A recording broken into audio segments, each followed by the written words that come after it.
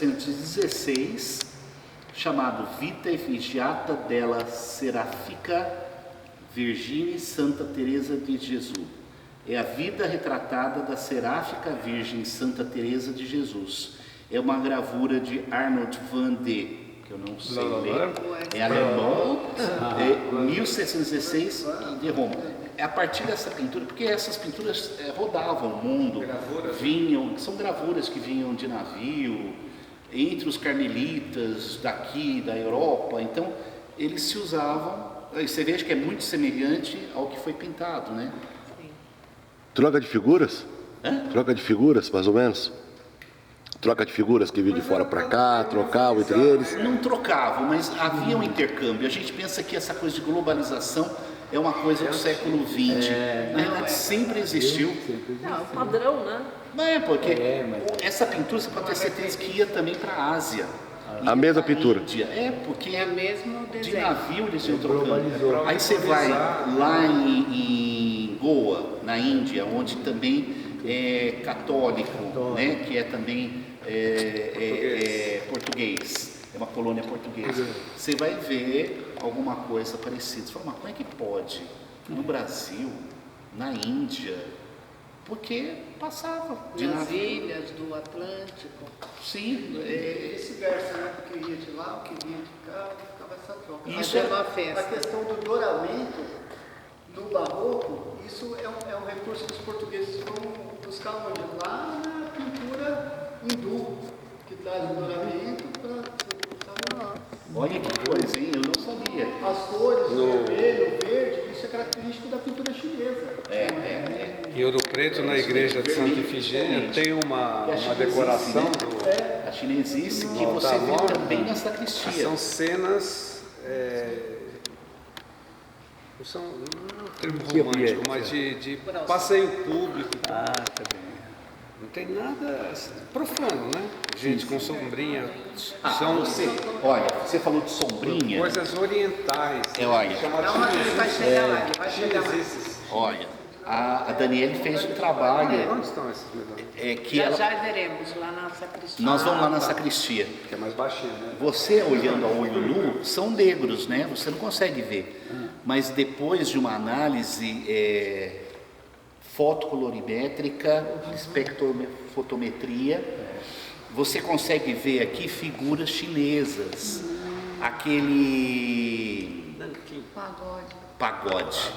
É que a gente lembra de pagode outra coisa, mas pagode, aqueles castelinhos chineses, pescadores com varinha pescando.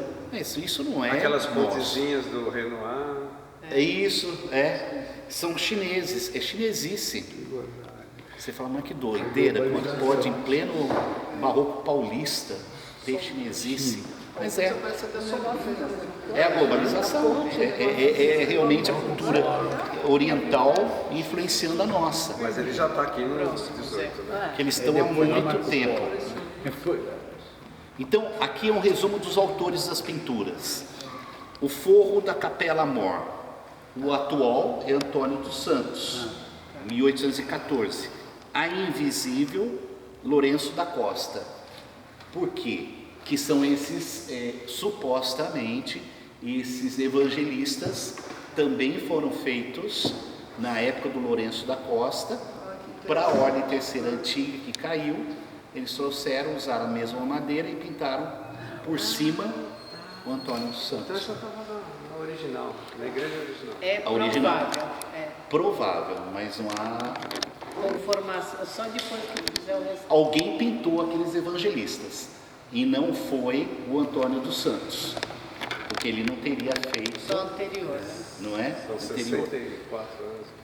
O forro da nave principal, Manuel do Sacramento, que é a visível, e a invisível, um autor desconhecido, que é aqueles grotescos que a gente viu, semelhante à igreja lá de São Miguel Paulista. O forro do vestíbulo da sacristia, que nós vamos lá depois dar uma olhada, é atual Lourenço da Costa, que veio da igreja antiga, e a invisível não tem, não identificou. Você chegou a ver quem são as figuras desse Nós vamos chegar lá. povo?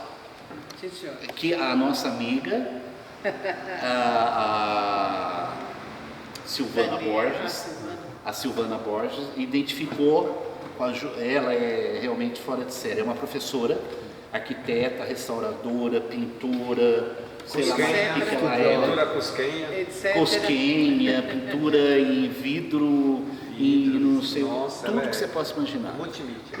Ela me ajudou a identificar cada um desses santos. Viu? Uma coisa. Sacro Popular.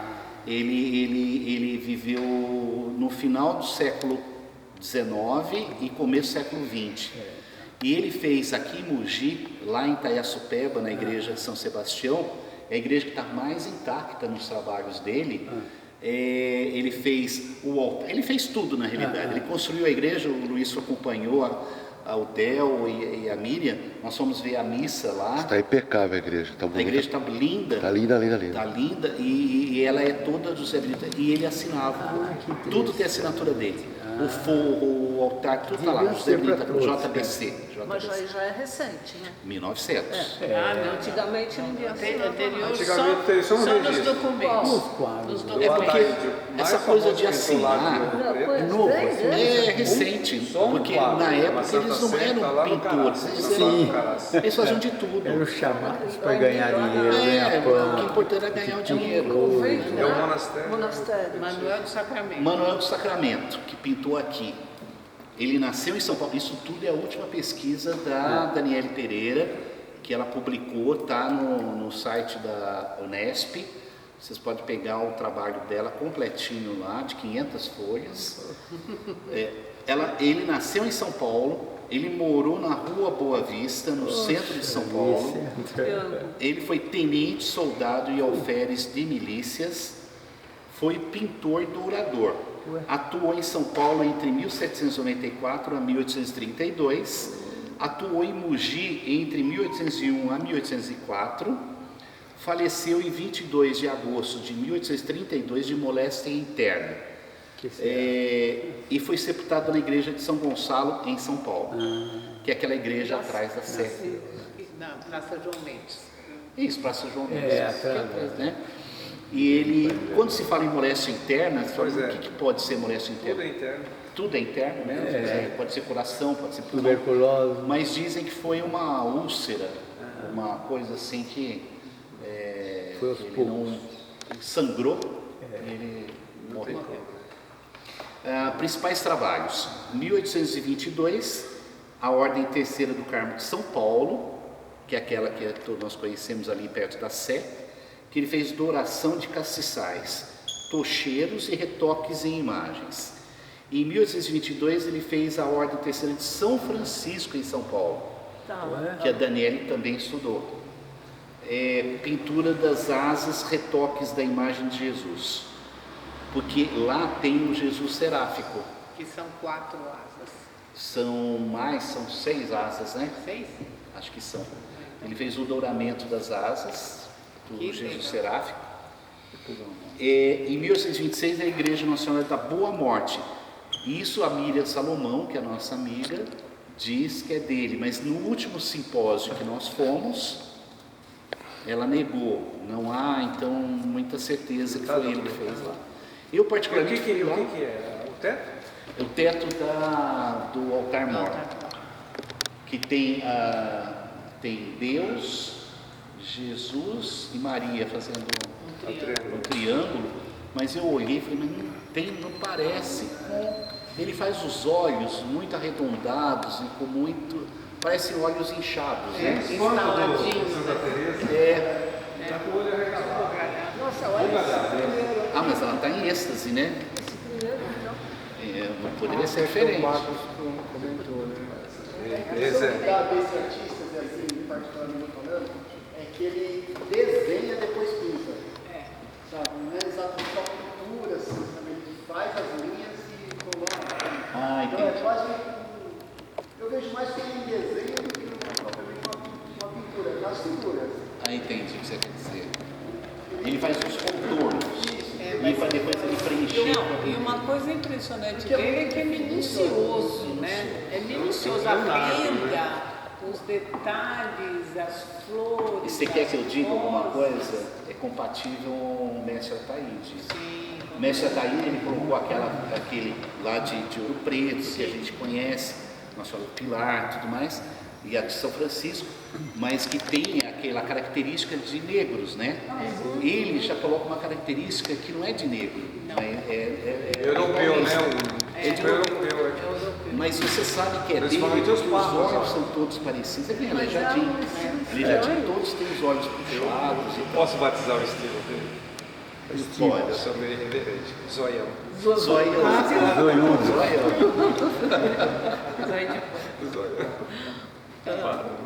Suspeito essa coisa. Mas é isso que torna a obra dele única. É a característica. O aleijadinho, você podia Expressão falar, artística. Cores e expressão artística. você podia falar aleijadinho. O aleijadinho faz sempre o bigodinho bigode nascendo saindo aqui. aqui no meio do nariz. Coisa assim, lógica, Sempre. ninguém tem bigode assim. Mas é o estilo do aleijadinho, é isso que torna ele um gênio. E o olho Ele criou os olhos todos amendoados, meio Os chinês. cabelos Que tudo sobrancelha, hein? arredondadinho. Trabalhada, né? Os A cabelos sobrancelha. cheios. E aqui Não, a cabelo barba com cheio os de- nozinhos, aqui assim, quer Era dizer. bem.